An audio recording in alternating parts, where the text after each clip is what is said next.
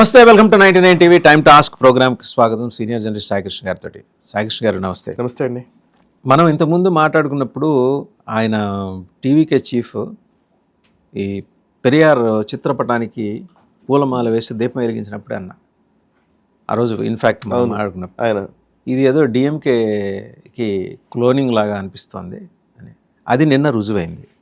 కారణం ఏంటంటే సనాతన ధర్మానికి సంబంధించి మళ్ళీ ఉదయనిధి స్టాలిన్ నోరు వాంతి చేసుకున్నాడు, అదే పారేసుకున్నాడు. అది కూడా అసెంబ్లీలో ముఖ్యమంత్రి అట్లా కూర్చుండగా ఆయన చేష్టలుడికి చూస్తున్నాడు. ఈ డి నాట్ రెస్పాండ్.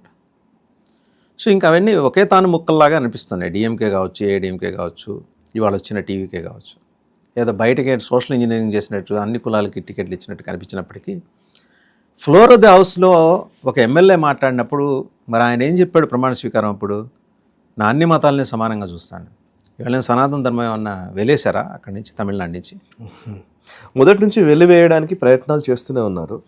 ఇప్పుడు రాజకీయ నాయకులు దాన్ని నిరూపిస్తూ ఉన్నారు, దాన్ని ఇంకా ఒక నినాదంగా మారుస్తూ ఉన్నారు. అదే ఉదయనిధి స్టాలిన్ చేస్తున్నది. తమిళనాడు రాజకీయాలు మీరు ముందు నుంచి కూడా మీరు అంటున్నదే సమస్య ఏంటంటే, సార్, విజయ్ అనే వ్యక్తి డిఎంకే ఏడిఎంకేకి రాజకీయ ప్రత్యామ్నాయంగా వచ్చాడు. రాజకీయ ప్రత్యామ్నాయాన్ని మనం భావజాల ప్రత్యామ్నాయం అని చూడొద్దు అనేది మనం అనుకోవాల్సిన విషయం ఈ రోజున్న పరిస్థితుల్లో. బికాస్ భావజాల పరంగా ద్రవిడియన్ మైండ్ సెట్ ఏదైతే ఉందో, ద్రవిడియన్ మైండ్ సెట్ అంటే దాన్ని చాలా స్పష్టంగా నేను చాలా క్లియర్గా చెప్తున్నాను. ద్రవిడ రాజకీయాలు అంటే చాలా గొప్పగా మన తెలుగు రాష్ట్రాల్లో చెప్తూ ఉంటారు. ఇది ద్రవిడ రాజకీయాలు అని. ద్రవిడ రాజకీయాలు అంటే ఏం లేదు, 3-4 అంశాలు. ఒకటి, number 1, anti Hindi, anti Hindu, anti north India, anti India. ఇదే ద్రవిడ రాజకీయం అంటే. దీంట్లో ఏం లేదు. ఎందుకంటే మొదటి నుంచి పెరియార్ టైం నుంచి వాళ్ళ వ్యవహార శైలి చూస్తూ ఉంటే ద్రవిడ స్థాన్ కావాలన్నటువంటి విధానం దగ్గర నుంచి అన్నింట్లో కూడా ఒక రకంగా చెప్పాలంటే, స్థాన్ అంటే అది ఉత్తరాది మాట. ద్రవిడ నాడు అనేది ద్రవిడ నాడు అన్నారు, ద్రవిడ స్థాన్ కూడా అన్నారు. పెరియార్ ద్రవిడ స్థాన్ అని అంటూ వచ్చాడు. పెరియార్ యాక్చువల్లీ నిజంగా మాట్లాడితే పెరియార్ ఈ తమిళ్కి వ్యతిరేకమైన, మీరు చాలా బుక్స్ ఉంటాయండి ఆయన రాసిన వాటిల్లో ఈ తమిళ పేరుతోటి, తమిళ భాషాభిమానం పేరిట మీరు ఏం చేస్తున్నారంటే నష్టం చేస్తున్నారు అన్నాడు పెరియార్. బేసికలీ తమిళ భాషకి పెరియార్కి సంబంధం లేదు. పెరియార్ ఇంగ్లీష్ కావాలని కోరుకున్నాడు. మద్రాస్ ప్రెసిడెన్సీ రూల్లో ఉన్నప్పుడు బ్రిటిషర్లు ఉండాలని కోరుకున్నాడు. బ్రిటిషర్లు వెళ్ళిపోతున్నప్పుడు మీరు పాకిస్తాన్ వేరు చేస్తున్నారు, మమ్మల్ని కూడా వేరు చేయండి అని కోరినటువంటి వ్యక్తి పెరియార్. సో అట్లాంటి పెరియార్ వారసులు వీళ్ళు సంఘ సంస్కర్తలుగా ఏదో పెద్ద మాట్లాడుతూ ఉంటారు. అండ్ ఇంకా చెప్పాలంటే కూతురు కంటే మనవరాలు వయసు ఉన్నదాన్ని పెళ్లి చేసుకున్నాడు అమ్మాయిని. సో అవన్నీ మనం చూస్తే పెరియార్ జీవితం ఎవరికైనా స్ఫూర్తి అని అంటే అంతకంటే దుర్మార్గం ఇంకోటి లేదు నాకు తెలిసినంత వరకు అయితే. సరే, whatever it may be, Dravida రాజకీయాలు, పెరియార్ అనే ఫోటో, పెరియార్ అనే మాటదే అసలు తప్పు నా ఉద్దేశం. రామస్వామి నాయగర్ అంతకుమించి ఏం లేదు. సో ఆయనను పెరియార్ పెద్ద మనిషి అన్నట్టుగా చూపిస్తూ వచ్చారు. కానీ సరే, మీరు ఇందాక అన్నట్టుగా విజయ్ అనేవాడు రాజకీయ ప్రత్యామ్నాయం మాత్రమే కాదు, భావజాల ప్రత్యామ్నాయం కూడా అని చాలా మంది భ్రమపడ్డారు. ఆ భ్రమ పటాపంచలేంది. విత్ ఇన్ ఎ వీక్ కూడా జరగదు, 3-4 రోజులు తేలిపోయింది. విజయ్ ప్రమాణ స్వీకారం చేసిన వెంటనే ఆయన పెరియార్ సమాధి దగ్గరికి వెళ్ళి నివాళులు అర్పించారు. పెరియార్కి సంబంధించినటువంటి స్మారక స్థూపమో చిహ్నమో ఉంటుంది, అక్కడికి వెళ్ళి నివాళులు అర్పించారు. నెంబర్ 1. ఆ తర్వాత సరే పోనీలే అనుకోవచ్చు. రెండో అంశం ఏంటంటే, డిఎంకే ఉదయనిధి స్టాలిన్ ఈయన ఫ్లోర్ టెస్ట్ జరుగుతున్నప్పుడు, మీరు చెప్పిన మాట, ఫ్లోర్ టెస్ట్ జరుగుతున్నప్పుడు ప్రతిపక్షంలో ఉన్నటువంటి ఉదయనిధి స్టాలిన్ మాట్లాడుతూ ఆయన విజయ్కి చాలాసేపు ఆయన విజయ్ని పొగుడుతూనే వచ్చాడు. విజయ్, మీరు బాగా పనిచేయాలి, మీరు పని చేస్తుంటే మేము కూడా మీకు సపోర్ట్ చేస్తాము, ఈ తమిళ రాజకీయాల గురించి అవి మాట్లాడుతూ వచ్చాడు ఆయన. అంటే బేసికల్లీ ఈ ప్రభుత్వము సమర్థవంతంగా పనిచేయాలని విపక్షంలో ఉన్న మేము కూడా ఆకాంక్షిస్తున్నామని చాలా విషయాలు చెబుతూ వచ్చి కంగ్రాచులేషన్స్ చెప్తూ వచ్చి లాస్ట్లో క్లోజింగ్ రిమార్క్స్ లో ఆయన కొన్ని నినాదాలు చేశాడు. తమిళానికి విజయం సిద్ధించుగాక అంటూ ఇట్లా మాట్లాడుతూ సనాతన ధర్మం వినాశనమవుగాక అన్నట్టుగా ఒక వ్యాఖ్య చేశాడు. ఆయన తమిళ్లో నినాదాలవి. సనాతన ధర్మాన్ని విచ్ఛిన్నపరచాలి, దీన్ని లేకుండా చేయాలి, నిర్మూలించాలని గతంలో చేసిన వ్యాఖ్యనే కంటిన్యూ అవుతూ ఉంటే ఇప్పుడు మళ్ళీ అసెంబ్లీలో కొత్త ప్రభుత్వం కొలుదీరిన తర్వాత ఆయన అదే వ్యాఖ్యతో ముగించాడు. ఆ వెంటనే మీరు ఇందాక అన్నారు విజయ్ అసలు చేష్టలుడికి చూస్తూ ఉన్నాడు, ఏం మాట్లాడలేదనే కంటే కూడా థ్యాంక్ యూ చెప్పాడు విజయ్. ఉదయనిధి స్టాలిన్కి విజయ్ థ్యాంక్ యూ చెప్పాడు. ఆ తర్వాత ఒక ట్వీట్ కూడా చేశారు, థ్యాంక్ యూ వెరీ మచ్ అని ఉదయనిధి స్టాలిన్కి. అంటే అర్థం ఏంటి? సరే అది చాలా లైటర్ వేన్ లో వెళ్ళిపోయింది అని పట్టించుకోకుండా ఆయన అన్నాడా, లేకపోతే నిజంగానే దాన్ని ఎండార్స్ చేస్తున్నాడా అనేది కూడా మనం చూడాలి. నా ఉద్దేశంలో అయితే ఎండార్స్ చేస్తున్నాడు. It is an endorsement, endorsement, nothing. ఇక రెండోది అంశం ఏంటంటే ఇక్కడ వరకు అయిపోయింది. ఉదయనిధి స్టాలిన్ చేసిన వ్యాఖ్యలని ఆయన సమర్థించినట్టుగానే మనం భావించాలి ఒకటి. మూడో అంశం ఏంటంటే విజయ్ అన్ని పార్టీల నాయకుల్ని కలిశాడు. డిఎంకే అధినేత అయినటువంటి స్టాలిన్ని కలిశాడు, ఉదయనిధి స్టాలిన్ని కలిశారు, పిఎంకే రామ్దాస్ ని కలిశారు, ఎండిఎంకే వైగోని కలిశాడు, ఓకే, సిపిఎం నాయకులు ఇళ్ళకి వెళ్ళాడు. ఇక్కడ వరకు ఓకే. రాజకీయాలు ఇప్పుడు ఐయుఎంఎల్ నాయకులను కూడా కలిశాడు నిన్న, Indian union of Muslim league. మనం ఎందుకు ఐయుఎంఎల్ నాయకుల్ని కలవడము అని అంటే కనుక, నిజానికి విజయ్ అంతకుముందు ఏం చెప్పాడు? మతతత్వ రాజకీయాలు మేము చేయం, మత రాజకీయాలు చేసే పార్టీలతో మేము ఉండము అన్నాడు. ఐయుఎంఎల్ మత రాజకీయం కాదా? ఐయుఎంఎల్ ఏమైనా సెక్యులర్ పార్టీయా? ముస్లిం లీగ్ అండి, అది క్లియర్ గా చెప్తోంది. క్లియర్ గా మేము ముస్లింల కోసం పనిచేస్తున్నామని చెప్తున్నటువంటి ముస్లిం లీగ్ ఏమో సెక్యులర్ పార్టీ విజయ్ దృష్టిలో. బట్ భారతీయ జనతా పార్టీ మత రాజకీయ పార్టీ వీళ్ళ దృష్టిలో, అర్థం చేసుకోండి. సో అన్నాడీఎంకే నాయకుల్ని కలవలేదు. అఫ్ కోర్స్ ఆయన అదొక సెలెక్టివ్ మైండ్ సెట్. అండ్ ఆయనకు కావాల్సిన ఆ ద్రవిడ రాజకీయాలకు సంబంధించినటువంటి ఆ బేసిక్, నేను ఆ భావజాలాన్ని కొనసాగిస్తూ ఒక కొత్త రాజకీయం చేస్తున్నాను. విజయ్ హ్యాస్ ఎవ్రీ క్లారిటీ అండి in every his actions. We can find that. And ఇంకొక పాయింట్ ఉందండి, అన్నాడీఎంకేకి సంబంధించి. అన్నాడీఎంకే నాయకులు స్ప్లిట్ అయ్యారు. ఇప్పుడు షణ్ముగం నేతృత్వంలో కొంతమంది బయటకు వచ్చారు, వాళ్ళందరూ టీవీకేకి సపోర్ట్ చేస్తున్నారు. అన్నాడీఎంకే చీలిక రాబోతుందని నాకు తెలుసు. అన్నాడీఎంకేని కూడా మనం ఏదో ద్రవిడ రాజకీయాలకు వ్యతిరేకంగా అతీతంగా ఉన్న పార్టీ అనుకోవడానికి వీలు లేదు. డిఎంకే గానీ అన్నాడీఎంకే గానీ రెండు ద్రవిడ పార్టీలే. డిఎంకే ప్యూర్ అయితే అన్నాడీఎంకే సూడో ద్రవిడ పార్టీ. ఒక్కోసారి కావాల్సినట్టుగా వాళ్ళు ప్లేట్ ఫిరాయిస్తూ ఉంటారు. ఇక బీజేపీ నాయకులు ఎట్లాగో ఆయన కలవలేదు, అది వేరే విషయం. బీజేపీ నాయకుల్ని కలవలేదు ఆయన. మోదీ గారు ఫోన్ మాట్లాడాడు, కావాలనే అవాయిడ్ చేశారు కూడా టీవీకే విజయ్. యాక్చువల్లీ అది మంచి అవకాశం కూడా బీజేపీకి, కొత్త భావజాలపరమైన మార్పు రావడానికి అదొక అవకాశం కూడా. ఇక్కడ కొన్ని మీమ్స్ నేను లాస్ట్ టైం కూడా చెప్పాను, లాస్ట్ టైం కూడా మనం అనుకున్నాం కూడా. ఏముంది, డిఎంకే అలయన్స్ పార్టీస్ ఎవరైతే ఉన్నారో, సిపిఐ, సిపిఎం, కాంగ్రెస్, విసికే, ఈ పార్టీలు ఏవైతే ఉన్నాయో, ఈ నాయకులందరి మధ్యలో స్టాలిన్ ఉండేవాడు ఇంతకు ముందు. స్టాలిన్ ని తీసేశారు, విజయ్ వచ్చాడు అంతే. స్టాలిన్ ప్లేస్ లో విజయ్ వచ్చాడు. కానీ ఆ అలయన్స్ పార్ట్నర్స్ ఏమున్నారు? సనాతన ధర్మం విషయంలో సేమ్ స్టాండ్, పెరియార్ విషయంలో సేమ్ స్టాండ్, అండ్ భావజాల పరంగా అనేక అంశాల్లో సేమ్ స్టాండ్. ఇవి కాక ఇప్పుడు కొత్తగా ఏమొచ్చిందంటే, నిజంగా ఈ పార్టీలన్నీ కలిపి విజయ్ ఏమన్నాడు ముందు, పవర్ సెంటర్లు 2-3 పవర్ సెంటర్లు ఏమి ఉండవు మా దగ్గర, ఒక్కడే ఉంటాను, నేనే నిర్ణయాలన్నీ తీసుకుంటాను అన్నాడు. మరి ఆయన తీసుకున్న నిర్ణయాన్ని ఆయనే వెనక్కి తీసుకున్నాడు. ఏది, ఇప్పుడు ఆయన ఓఎస్డీగా ఆఫీసర్ ఆన్ స్పెషల్ డ్యూటీ కింద రాధాన్ పండిట్ వెట్రివేల్ ని నియమించారు. ఈయనకు అస్ట్రాలజర్ అని, ఈయనకు జ్యోతిష్యం చెప్పేవాడు. ఆయన చెప్పినట్టుగానే ఈయన టీవీకే విజయం సాధించింది, అధికారంలోకి వచ్చిందని ఆయన బాగా విశ్వసిస్తాడని తెలుసు. ఆస్ట్రాలజర్ ని పెడితే ఓఎస్డీని ఇప్పుడు రివోక్ చేశారు, లేదా ఆయన తీసేశారు, రిమూవ్ చేశారు. ఎందుకు అని అంటే విసికే, సిపిఐ, సిపిఎం, మిగతా పార్టీల నాయకులందరూ కూడా విమర్శించారు. విమర్శించడంతో అలయన్స్ పార్ట్నర్స్, ఆయన కూటమిలోని కూటమిలోని పార్టీల నాయకులందరూ విమర్శించడంతో సైన్స్ గురించి, టెక్నాలజీ గురించి ఆలోచించాలి యంగ్స్టర్స్. ఈ జ్యోతిష్యం ఏంటి, ఇవేంటి, ఈ జ్యోతిష పండితుల్ని ఆఫీసర్ ఆన్ స్పెషల్ డ్యూటీ కింద పెట్టుకుంటారా మీరు, అసలు ఇది తప్పు అని చెప్పేసి మాట్లాడగానే దెబ్బకి ఆయన తీసేశాడు. ఒక ఓఎస్డి నియామకమే విజయ్ చేయించుకోలేని పరిస్థితిలో ఉన్నాడు ఇవాళ. సో ఈయన సపరేట్ గా ఒక ప్రభుత్వాన్ని ఎలా నడుపుతాడు రేపు?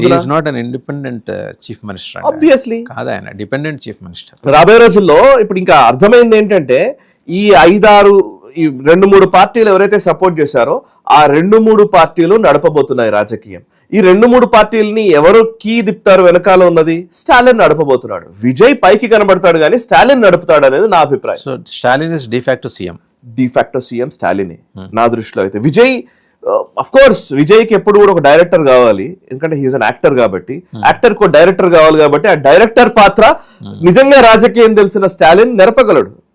అండ్ ఈ విసికే అని చిన్న పార్టీలు కావు వాళ్ళందరూ, వైగో లాంటి వాళ్ళు, లేకపోతే ఈ విసికే కావచ్చు, హైలీ ఇన్ఫ్లుయెన్షియల్ పార్టీ. ఉన్నాడు విసికే లీడర్ చిదంబరం ఎంపీ, చాలా పెద్ద పార్లమెంట్ సెగ్మెంట్, దానికి ఎంపీ ఉన్నాడు. అతను డిప్యూటీ సీఎం అడిగాడు డైరెక్ట్. ఇంకా నయం స్పీకర్ గా నువ్వు ఉండు, సీఎం నేను ఉంటాను అనలేదు. డిప్యూటీ సీఎం ఎందుకు, ఇప్పుడు మొత్తం ప్రభుత్వం వాళ్ళ చేతిలో ఏముంది. ఎప్పుడైనా సరే ప్లగ్ బయటకు తీస్తే అయిపోయింది, కరెంట్ పోతుంది. ఎప్పుడైనా సరే ఆపేసేయచ్చు ప్రభుత్వాన్ని. ఎప్పుడైనా సరే ప్రభుత్వాన్ని మనం ఆపడానికి వీలైనటువంటి ఒక లీవర్స్ ని ఇవాళ విజయ్ ఆల్రెడీ ఇచ్చేశాడు. ఇప్పుడు ఉదయనిధి స్టాలిన్ సంబంధించి మరి ఏమన్నా ప్రకటన చేసే అవకాశం ఉందా? అంటే ఇంకా ఆయన ఎవరన్నా, ఎందుకంటే ముఖ్యమంత్రిగా లీడర్ ఆఫ్ ది హౌస్గా ఆయన మాట్లాడాలి. ఎందుకంటే ఆయన ఏం చెప్పాడు వెళ్లే ముందర, నాకు హిందూ ముస్లిం క్రిస్టియన్ ముగ్గురు సమానమే అన్నాడు.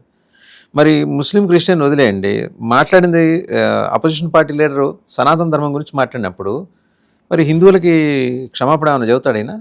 ఆయన ఎందుకు చెప్తాడు? ఆయన చెప్పడు. వాళ్ళకి అది అలవాటు అండి. అది మీరు ఇప్పుడు కాదు, చాలా సంవత్సరాల నుంచి ద్రవిడ రాజకీయాల్లో ఇది అలవాటు. మీరు పెరియార్ రామస్వామి నాయుడు గారు చేసినటువంటి ప్రభావం అంతా ఇంత కాదు. ఆ ప్రభావంతో వచ్చినటువంటి పార్టీలుగా వీళ్ళు చలామణి అవుతూ వచ్చారు. వీళ్ళు ఒక రకంగా చెప్పాలంటే ఒక విషపూరితమైనటువంటి రాజకీయాలు చేసుకుంటూ వచ్చారు చాలా సంవత్సరాలుగా. మీకు గుర్తుంటే కంచి పరమాచార్యులు చాలా కాలం పాటు తమిళనాడు నేను వెళ్ళనన్నారు. అవును, బయటకు వచ్చారు చంద్రశేఖర సరస్వతి గారు. వారు అసలు నడిచే దేవుడు అంటారు ఆయన్ని. ఆయన పెరియావా అంటారు ఆయన. అసలు ఆయన పెరియారేంటి తొక్క. అసలు నిజానికి మాట్లాడితే దైవాంశ సంభూతుడు ఆయన. అట్లాంటి వ్యక్తి ఆయనను మనసు నొప్పించినటువంటి దాఖలాలు ఇక్కడ తెలుసు. ఆయన జీవిత పర్యంతం పాదయాత్ర మీద వెళ్ళారు. ఆయన నడిచి వస్తుంటే చెన్నై వీధుల్లో బస్సులు ఆపేసేవాళ్ళు, వాహనాలు ఆపేసి ఆయన నడిచి వెళ్లేంత వరకు పక్క నుంచి నమస్కారం పెట్టి పంపించారు. ఏది అంత విపరీతమైన వ్యతిరేక ఉద్యమం నడిపిన రోజుల్లో. కరెక్ట్. సో మరి సమస్య ఏంటంటే హిందువుల్లో కూడా తమిళనాడులో చాలా అద్భుతంగా సాంస్కృతికంగా వాళ్ళ కల్చర్ ని చాలా అద్భుతంగా పరిరక్షించుకుంటూ ఉంటారండి. కాకపోతే హిందుత్వ విషయంలో లేదా సనాతన ధర్మం విషయంలో రావాల్సినంత చైతన్యము, రావాల్సినంత నిరసనలు రావట్లేదనే చెప్పాలి. వస్తున్నది కూడా భారతీయ జనతా పార్టీయో లేకపోతే ఆర్ఎస్ఎస్ లేకపోతే ఈ వర్గాల నుంచి వస్తున్న వాటినే మనం చూస్తున్నాం. కానీ నిజానికి అక్కడ సీరియస్నెస్ ఉండాలి. విజయ్ని ఎన్నుకున్నారు కదా, మరి విజయ్ ఇప్పుడు ఆల్టర్నేట్ రాజకీయాలు చూపించాలి కదా. సనాతన ధర్మాన్ని నిర్మూలిస్తాను అనే మాట ఎలా వస్తుంది అసలు? ఒక డిప్యూటీ సీఎం గా పనిచేసినటువంటి వ్యక్తికి అతని అధికారమే పోయింది. వాళ్ళకి అధికారం పోయినా కూడా అదే భావనను భావనని కంటిన్యూ చేస్తున్నది వీళ్ళు. ఇప్పుడు ఈ కొత్త పార్టీ కొత్త అధికారంలోకి వచ్చినటువంటి విజయ్కి బాధ్యత లేదా? దీంట్లో మాట్లాడకూడదా? సేమ్ క్రిస్టియన్ల విషయంలోనూ ఇస్లాం విషయంలో మాట్లాడితే ఊరుకుంటారా? ఇస్లాంని పూర్తిగా నిర్మూలించాలి, క్రిస్టియానిటీని పూర్తిగా నిర్మూలించాలి అని అంటే ఈ పార్టీలన్నీ ఊరుకుంటాయా? సనాతన ధర్మం అంటే అసలు సనాతన ధర్మం లేకుండా భారతదేశం ఉందా? అసలు ఊహించుకోగలమా? మిగతా మతాల విషయంలో సెక్యులరిజము ఇవన్నీ వస్తాయి, కానీ హిందుత్వ విషయంలో ఎందుకు రావు? హిందూ ధర్మం విషయంలో ఎందుకు రావు? ఇది ప్రజలు ఆలోచించుకోవాల్సినటువంటి అంశం. ఇది చర్చ్ డైరెక్షన్ ఏమన్నా నడుస్తున్నాడు? 100%. No doubt. అంటే ఇప్పుడు మనం డాట్స్ కనెక్ట్ చేయాలి. చర్చ్ డైరెక్షన్ అంటే స్టాలిన్ వెనకాల రాహుల్. మీకు ఫస్ట్ నుంచి చూస్తే నేపథ్యంలోకి వెళ్తే అసలు బేసికల్లీ రామస్వామి నాయుడు గారు, ఇప్పుడున్నటువంటి అప్పుడున్నటువంటి రామస్వామి నాయుడు గారు, ఆయన జిన్నాతో కలిసి పనిచేయాలని అనుకున్నాడు. జిన్నాకు ఒక అపీల్ చేశాడు. ఏమనంటే, మీరు పార్టీషన్ చేస్తున్నారు కదా, మీ పార్టీషన్కి మేము సపోర్ట్ చేస్తాము, మా ద్రవిడవాదానికి మీరు సపోర్ట్ చేయండి అని. అంటే మాకు సపరేట్ దేశం కావాలి అని. ఆ వ్యక్తి పెరియార్. ఓకే. ఐయుఎంఎల్ ఈరోజు మనం చూస్తున్నప్పుడు ఐయుఎంఎల్ నాయకుల్ని విజయ్ వెళ్ళి కలిశాడు కదా. అండ్ ఐయుఎంఎల్ తో పొత్తు పెట్టుకుని కాంగ్రెస్ పార్టీ కేరళలో ప్రభుత్వాన్ని ఫామ్ చేస్తుంది కదా. యూడిఎఫ్ లో ఐయుఎంఎల్ ఉంది కదా. ఐయుఎంఎల్ ఫౌండర్ ఎవరైతే ఉన్నారో అతని పేరు మొహమ్మద్ ఇస్మాయిల్. ఈయన 1947లో ఇండిపెండెన్స్ వచ్చిన తర్వాత ఈ ఐయుఎంఎల్ స్థాపించారు. అసలు ఐయుఎంఎల్ స్థాపించినటువంటి ఈ వ్యక్తి అంతకుముందు ఆల్ ఇండియా ముస్లిం లీగ్ లో మద్రాస్ ప్రెసిడెన్సీకి ఇన్ఛార్జ్ గా పనిచేశాడు.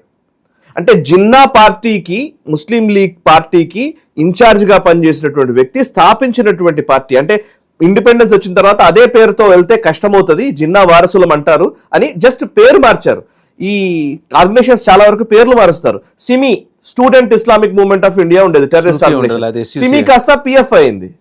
పిఎఫ్ఐ కాస్త ఇంకో పేరు పెట్టుకుంటుంది, అంతే. జస్ట్ పేరు మార్చేస్తారు అంతే, సేమ్ వాళ్ళే ఉంటారు మళ్ళీ. సో ఇస్మాయిల్ అనే వ్యక్తి జిన్నాతో పనిచేసినటువంటి వ్యక్తి. ఆ పార్టీ తోటి వాళ్ళ కాంగ్రెస్ పొత్తు పెట్టుకుంది. అంటే ఇక అర్థం చేసుకోండి, ఆ పార్టీ తోటి వాళ్ళ విజయ్ ఆ పార్టీ కార్యాలయానికి వెళ్ళి కలుస్తాడు. సెక్యులర్ రాజకీయం ఇది. ఓకే. నిజానికి జిన్నాకు వ్యతిరేకంగా పోరాడినటువంటి వ్యక్తిల్లో నెహ్రూ ఉంటాడు. నెహ్రూ వర్సెస్ జిన్నా ఉండేది. మీరు ఫ్రీడమ్ అట్ మిడ్ నైట్ పుస్తకం చదివితే మనకు చాలా క్లియర్గా అర్థమవుతుంది. అనేక అంశాలు ఉంటాయి అందులో. నెహ్రూ జిన్నాను వ్యతిరేకిస్తూ చాలా స్టేట్మెంట్లు ఇస్తూ అసలు జిన్నా ఇలా వ్యవహరిస్తున్నాడు, మనం యునైటెడ్ అంటూ వచ్చాడు. కానీ అఫ్ కోర్స్ పార్టీషన్ జరిగిపోయింది, అది వేరే విషయం. సో దాన్ని కరెక్ట్ గా గుర్తించలేకపోయారు. అవును. IUML అనేది ముస్లిం లీగ్ పార్టీ తోటి వీళ్ళు పొత్తు పెట్టుకొని పాకిస్తాన్ కు అనుకూలంగా వ్యవహరించినటువంటి వ్యక్తులు గతంలో వీళ్ళు, వాళ్ళ నేపథ్యం అది. సో మళ్ళీ దాంతో మాట్లాడకూడదు. చూడాలంటే రాబోయే రోజుల్లో ఆయన ఎంత అయిపోయిన తర్వాత అసెంబ్లీ సెషన్స్ ఇది ఇంపార్టెంట్ అంటే నాకు అనిపిస్తుంది మాట్లాడతాడేమో. పొలిటికల్ ఇమ్మెచ్యూరిటీ కూడా సార్. నేను ఐ డోంట్ అగ్రీ అండి. నేను రెండు ఉన్నాయి ఇప్పుడు. అట్లా అంటే Immaturity కాదు, బాగా అంటే విపరీతమైన ఒక పెడధోరణికి పరాకాష్ట అది. అంటే నేను ఎందుకంటున్నానంటే ఇమ్మెచ్యూరిటీ అని ఎందుకంటున్నానంటే బేసికల్లీ రాజకీయం ఏంటి అనేది నిజంగా తెలిసిన వాడు ఇన్ని తప్పులు చేయడు. ఫస్ట్ పాయింట్ ఏంటి, అసలు కాంగ్రెస్ తో పొత్తు పెట్టుకొని పోస్ట్ పోల్ అలయన్స్ కింద గవర్నర్ దగ్గరికి వెళ్ళడం దగ్గర నుంచి చెప్తున్నాను నేను. గవర్నర్ దగ్గరికి ఈ కాంగ్రెస్ తో నంబర్ యాక్చువల్లీ నువ్వు సింగిల్ లార్జెస్ట్ పార్టీగా 107 స్థానాల దగ్గర ఉన్నాయని చెప్పేసి వెళ్ళిపోయి ఉంటే గవర్నర్ దగ్గరికి వెళ్తుంటే అది వేరే, అది అసలు ఇంత దూరం రాకపోయేదట. నిజానికి టెక్నికల్లీ మనం చెప్తున్నాను. ఒక పార్టీ పొత్తు తీసుకున్నావు కానీ పూర్తి మెజారిటీ లేదు, మరి నీ దగ్గర మెజారిటీ లేదు కదా అని అడుగుతారు టెక్నికల్లీ. అదొక ఫస్ట్ బ్లండర్. సెకండ్ బ్లండర్ ఏం చేశాడు, అసలు బేసికల్లీ ప్రభుత్వమే ఏర్పడక ముందు ఓఎస్డీ నియామకం ఎందుకు చేసావు, ఇవాళ మళ్ళీ ఎందుకు రిటర్న్ తీసేసుకున్నావు? ఓఎస్డీ నియామకం చేయాలంటే ఆ ప్రభుత్వం ఏర్పడిన తర్వాత చేయాలంటే ఈ యూటర్న్ సీఎం ఇంకా ఏం చేయబోతున్నాడు. అండ్ ఇంకోటి రాజకీయం, మత రాజకీయం గురించి నేను మాట్లాడుతున్నావు. మత రాజకీయం అని మాట్లాడుతున్నప్పుడు మరి IUML దగ్గరికి ఎందుకు వెళ్ళావు? ఇవన్నీ ప్రశ్నలు. వారం తిరగక ముందే విజయ్ ఆలోచనలు ఏంటి, ఈయన ఏం చేయగలుగుతాడనే క్వశ్చన్ మార్క్స్ వచ్చినాయనంటే అయిపోయింది కదా, నీ ఫ్యూచర్ అర్థమవుతుంది కదా. సో నా ఉద్దేశంలో Vijay will become another Arvind Kejriwal. Arvind Kejriwal కి అట్లీస్ట్ రాజకీయ అనుభవం ఉంది, ఈయనకు ఆ అనుభవం కూడా లేదు అన్న అభిప్రాయం. ప్రజా జీవనంలో ఉన్నాడు అతను, అట్లీస్ట్ ప్రజా జీవనంలో ఉన్నాడు. ఆమ్ ఆద్మీ పార్టీ మోడల్ మనం ఈ మధ్య కాలంలో చూసాం. ఇప్పుడు TVK will become another Aam Aadmi party. Right. Thank you. Thank you.